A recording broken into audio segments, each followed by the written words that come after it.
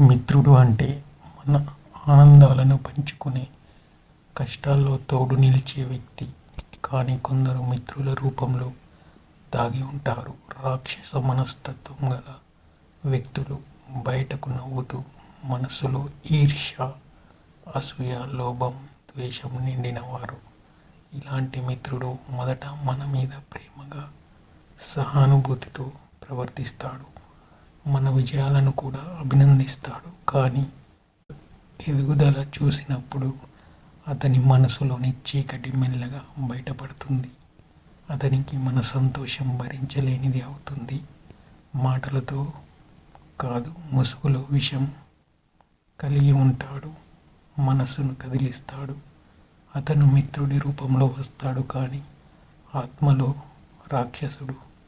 మన దారిలో మాయగుళ్ళను వేస్తాడు. మన విశ్వాసాన్ని ఉపయోగించి మనం పడిపోవడానికి ప్రయత్నిస్తాడు. రాక్షస మనస్తత్వం గల మిత్రుడు మన ఆత్మవిశ్వాసాన్ని కొంచెం కొంచెం తినేస్తాడు. అతని మాటల్లో విషం ఉంటుంది. అతని నవ్వులో దాగి ఉంటుంది కుట్ర.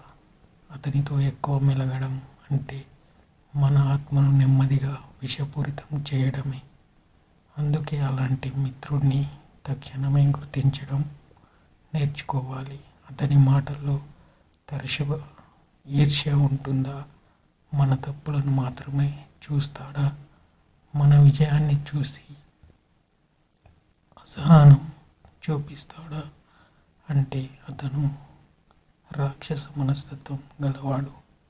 ఇలాంటి వ్యక్తుల దగ్గర నుంచి దూరం కావడం మాత్రమే మనశ్శాంతికి కాపాడుతుంది. మిత్రుడు అని పేరున్న రాక్షస మనసుతో ఉంటే అతడు మిత్రుడు కాదు, మన జీవితానికి ముప్పు. సత్యమైన మిత్రుడు మన వెలుగును పెంచుతాడు, కానీ రాక్షస మిత్రుడు మన వెలుగును ఆర్పేందుకు ప్రయత్నిస్తాడు.